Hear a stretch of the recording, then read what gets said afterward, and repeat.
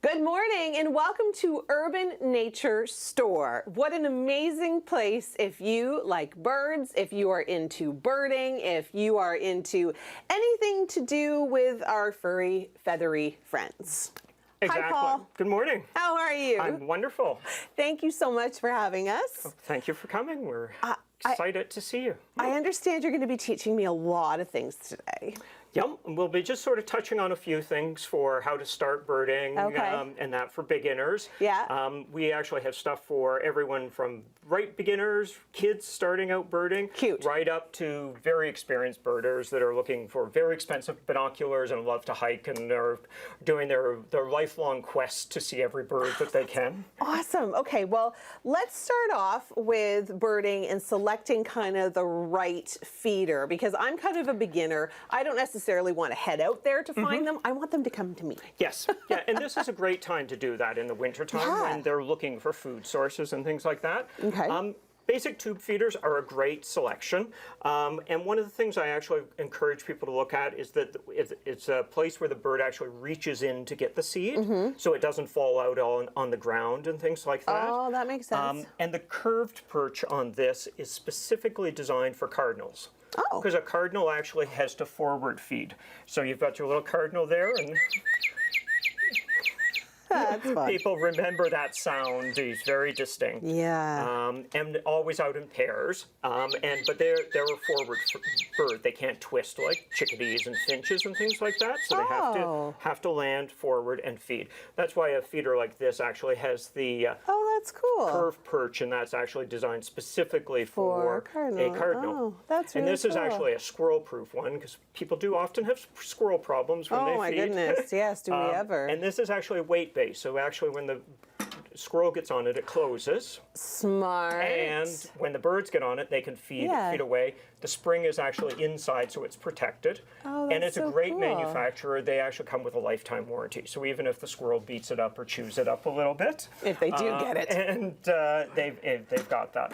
That's so cool. And then a lot of people ask what type of seed to Well, put that's into what it. I was just thinking. I see so many peanut shells in my neighborhood, and now I'm starting to understand why. Yeah, peanuts are very popular for blue jays. That's their favorite food. This is actually flexible, so they reach in and they grab a peanut. Cool. And then with squirrel it. couldn't get that? Well, if you're putting something like that out, you're going to have to put it where you have a baffle or something that stops to the protect squirrel. it. I can't even get it. Or some people just leave it up to the squirrels and the blue jays to fight it out. Yeah. And that. But for the regular feeders, you can use a mix. Black oil is very popular. My favorite actually is sunflower hearts, which is deshelled sunflowers. And the nice thing about that is you don't get the birds digging through and saying, I like this, I don't like it, because they all eat it. Yeah. And you don't get any of the shells on the ground. Huh, so it's smart. It's kind of like clean and them taking care of themselves. It's like a no mess, no waste. And so about 10 pounds of sunflower hearts are worth about 30 pounds of black oil. Oh, wow. Because they're being able to eat everything. Oh, well, that will make so much sense. Okay, we have so much to learn. I mean, we have just scratched the surface when it comes to winter bird feeding, birding, and all that kind of stuff. So make sure you stay with us, because there's so much more coming up on Morning Live. Is that a chickadee? That's a chickadee.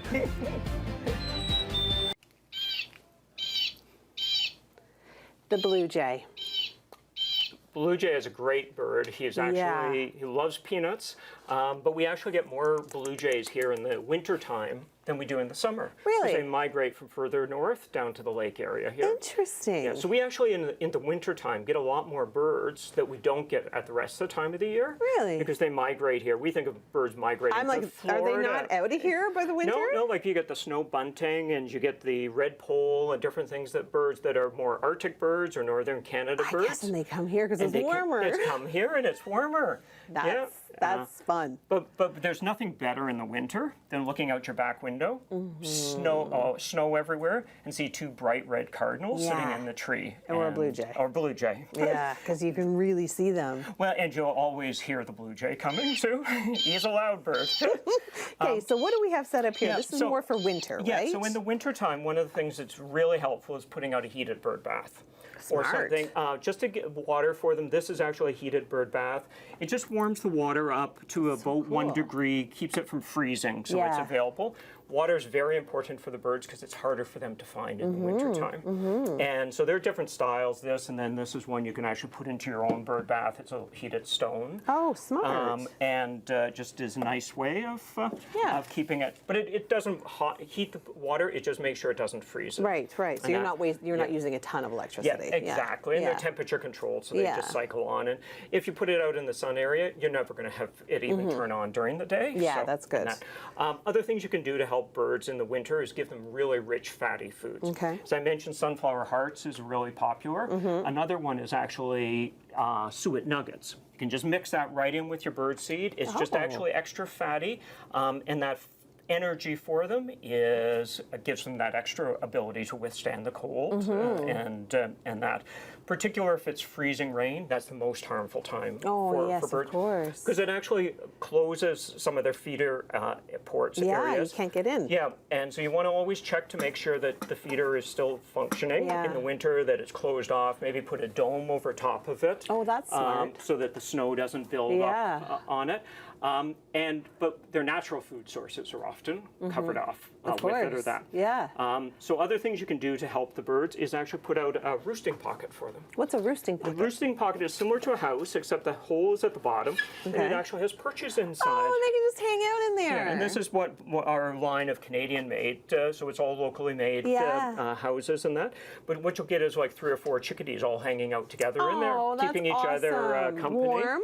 Yeah, and they'll build like a little nest in there, right? Well, they won't nest in it, but they'll actually just hang out in it. If it's raining. If it's or raining, snowing. windy, or particular freezing rain. Okay. And like even something as simple as this is just a little roosting pocket. Oh, that's so cute. and the chickadees and wrens will often use that. They'll pop in, hang out for a little bit in there, and it just gives them that bit of a resting area. Yeah, protected. Particulars if you don't have a lot of evergreens in the area. Yep. They rely on evergreens for that winter protection as well as safety protection. Yeah. This just gives them that if you've got a lot of deciduous trees. That's so sweet. So it gives them that. And then there are other things you can do in the wintertime to help them out. This is actually a nice tasty treat.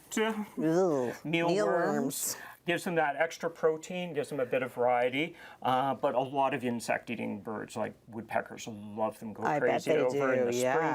In the springtime, it's robins will go crazy for them. Okay, all right. Well, I mean, again, we've only scratched the surface. You've taught me so much in this short period of time. There's so much more coming up from Urban Nature Store on Morning Live. Don't go anywhere.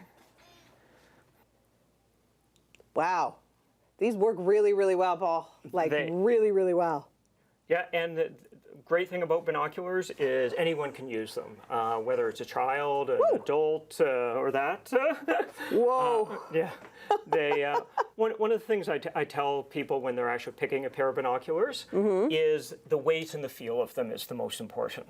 Super comfortable. The numbers on them, like the 8x40 or that, just tells you the magnification and the amount of light in. But the real thing is actually getting them in your hands, feeling them, knowing that they're the right size, that they're good on your eyes and that. And a lot of people come in and they'll try 3 or 4 pairs and they'll say, that's the pair, I just love them.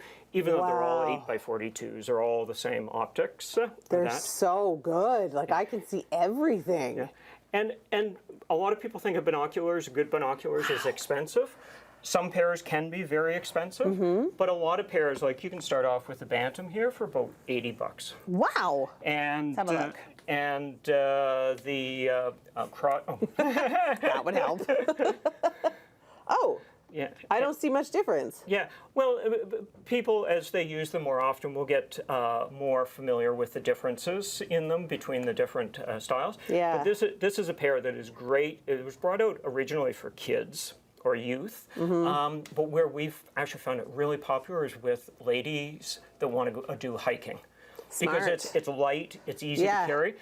And they feel very durable. Like, I feel like you can't really hurt them. The one with the Vortex is they come with a lifetime warranty. So even if we drop them, break them, That's brilliant. you get replacements. And Okay. so you're making a one-time investment, but like the Triumph ones are about $120, $130. So reasonable. Very reasonable. Yeah. Now, if you want a pair of $5,000 ones that have range finders on them and tell you the distance of everything, we carry those as well. I feel like that's military style. Well, but some people that are really into it Yeah. like to do that. Yeah. Where we sell the rangefinders to also is golfers. So they know how far their ball went. That's so smart. Wow. And so at Christmas time, we get a lot of people coming in and getting rangefinders for their husbands or their partners. That golf. That golf. Wow, so birding and golfing, it's interchangeable. And then we also have other things like scopes. what's that? This is actually for looking at birds. It actually is a longer distance, so you just stare through it and you're actually focusing on it. Oh, that's cool. And then, this is popular with waterfowl where you can't get really up close to them, and people are doing that. But what I actually say in the wintertime is just have a good pair of binoculars while you're sitting in the living room. And when you see the birds at the feeders, you don't need to go outside to see them. You just glance through the window. That I remember that as a child. Like we always had binoculars on our bookcase, and every once in a while you would see something, and then they were right there, and you just grab them. Well, it's a great activity great. for families to do, because then the kids are competing with, oh, I saw a cardinal, I saw a blue jay, I saw an extra bird write today, it all down. and they're writing it down. Yeah. And as they're doing that, they're learning all about nature. Yeah, it's pretty They're cool. seeing the mommy bird, they're seeing the daddy birds, they're seeing the whole family together, and it's a family activity that the host family at that has the feeder out and the binoculars are able to do. Well, you've got such a great kids section in here. I was, because I'm a kid at heart, I was just checking out some of the stuff, and like you've got, beginner bird houses and different feeders, and you can paint stuff and you can draw it and magnifying glass. Like you really do cater to everybody here. Well, one of the things that I really like is finding things that kids can actually build or do themselves. It is not a computer that they're on, that they're going outside or they're building a water filter and they learn how to purify water. And so it's something that's interactive for them. Oh, that's awesome. Okay, more and more here at Urban Nature Store. The bird feeders were amazing. The binoculars were amazing. There's so much more coming up. And you know me, I had to grab another bird. This is like Ontario summer to me right here. That's so great. So much more coming up on Morning Live. We are back at the Urban Nature Store, and cute furry friend for everyone. He hangs out with you a lot, doesn't he? He does. Yeah. He's a little puppet. He's the Folkmanis puppet. We've got them in whole wide range of animals and skunks and squirrels and alpacas. Amazing.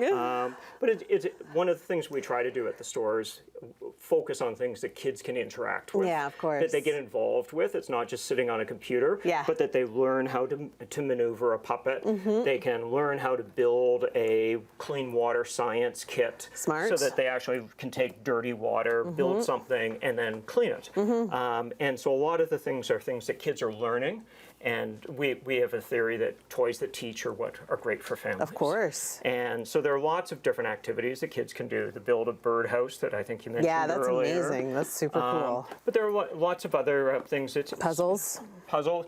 That's a puzzle that actually is shaped like the bird. So it's not a square puzzle. It's actually shaped like the blue jay or the woodpecker or that. Okay. And then we also try to focus on a lot of local things. So locally built artisan birdhouses. That's beautiful. That people can get. That's gorgeous. Yeah, gift ideas. I mean, Christmas, it is around the corner. Can you believe it's actually next week? It's next week. I can't believe it. Yes, where did the year go? I had a small panic attack at my desk today because I just thought, oh my gosh, I can't believe it's Christmas next week. But the gift ideas are amazing here. Even little things like Hamiltonopoly. Oh, right on. Yeah, you can play a Hamiltonopoly, learn all the local sites. That's super cool. And we, even though cats aren't big with birds, we do have little things for cats. It's catnip shaped like is that what they fish are? or champagne bottles. Bougie cats. I like it. And then the jewelry that's nature inspired. That's recycled breakfast cereal boxes and hand painted birds. So amazing. So it's just a little bit almost for everyone that they can come in. You could honestly come in here and do the majority of your Christmas shopping for your entire family.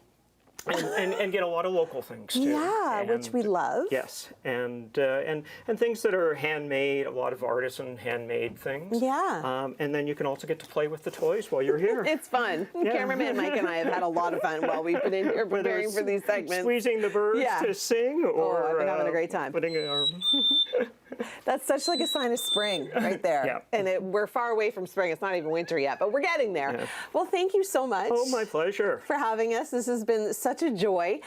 Your website, which is it? UrbanNatureStore.ca. Okay, UrbanNatureStore.ca. And do you have an Instagram? We do, and don't recall what it is. That's okay. I'll find it. I'll put it up. We'll put it up on our website at chch.com. Thanks so much, Paul. My pleasure.